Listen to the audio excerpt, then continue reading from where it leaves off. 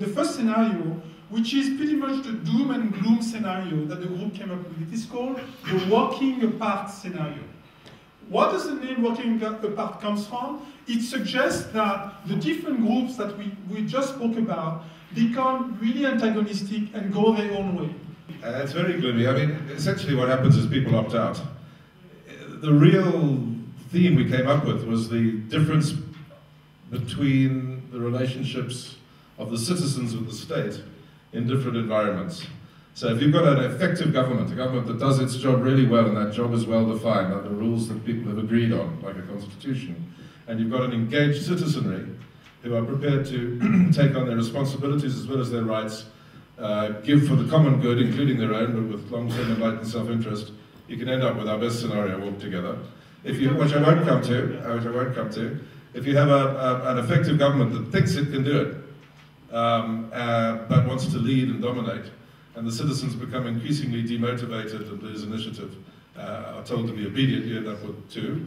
But if you have an ineffective state and an increasingly disengaged citizenry, people who look after themselves and not their country and their family and their group and their city, you go to hell. You end up in a place where many countries in Africa, South America, Asia at different times have gone into because they've had an ineffective, weak government run by a small group of cronies who change periodically through a coup or a revolution or even an election, but it's really just changing the faces around the table. And what happens is they have the people who scream loudest about corruption are actually generally, in my personal experience, without exception, the most corrupt.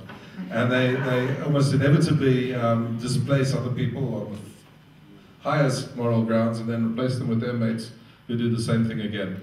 Citizens become disillusioned, and groups do what, in every one of our scenarios, they are plausible because the seeds of the future picture we have exist in the present. And I hope that, Camilla, you can pick it up and see this in the others. I mean, we have the seeds of a collapsing state here. The taxi industry, which has evolved for very understandable reasons and provides a living and transport services to very many people, is a law unto itself. I mean, for anybody to claim that, I mean, this came up in our discussions, that because you happen to run a taxi route down a certain road, you have intellectual property and the road belongs to you. I mean, that's ignoring the Constitution, everything that we stand for. So that's a symptom of the sort of thing that would become rife. And those that can afford it will opt out, and they will look after their own health, and they will look after their own security, as many people are doing today. And eventually, the capacity to bribe enough constituencies, which can go on a very long time. I mean, up north of us in Zimbabwe, or in Mobutu's Zaire, you had essentially an institutionalized kleptocracy where people were given licenses to steal down the chain, and whenever they got arrested, they were bribed out of trouble. I mean, Mobutu did not end up as rich as people think because he used billions to bribe people to keep in power. That's how he operated, and that's how the small clique in Zimbabwe is operated. Without a doubt. So you end up with a lot of people supporting a few number of people. It could go on quite a long time, but we're a fractious nation. We looked at our national character quite a lot, and we're not people who at the end of the day will put up with that peacefully. And so you end up with civil unrest, and at the end of the day, anarchy. And as you said, the environment becomes a very bad one in which to operate. It's insecure, personally and for business. And in environments like that, people have inevitably turned to a strong man. We have a lousy army now. Somebody's going to fix that up, either through a paramilitary or through some structure. And in that scenario, you could end up with a dictatorship, an unpleasant dictatorship. Again, we are such a mosaic of good and bad, of inspiring work by individual groups and companies and entities and organizations and people who are really despicably selfish.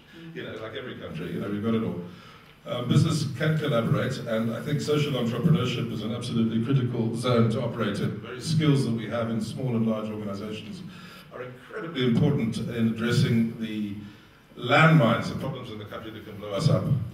And wherever there's a problem, there's an opportunity. And wherever there's an opportunity, there's potential gain and jobs.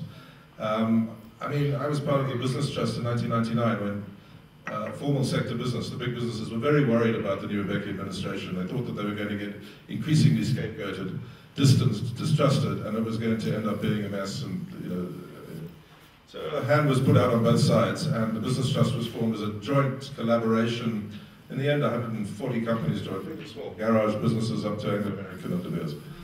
And we said what's most important in the country, and it was job creation and it was schooling. You know, that was our decision, and we focused on tourism, and we put together 2 billion rand. Most of it went actually into job creation and tourism, fixing up the technical colleges. And we marketed the country through SA Tourism. We went into enterprise development, which was hard, but it's really got traction now, it's going on well. We went into training, and we ended up increasing tourism, long-haul tourism, that really pays for, you know, 8 tourists equals a job. Monitor helped give us a great database in SA Tourism, and we ended up with about a 250,000 job creation program. Now, half the people who put the money in were mining companies who were laying people off.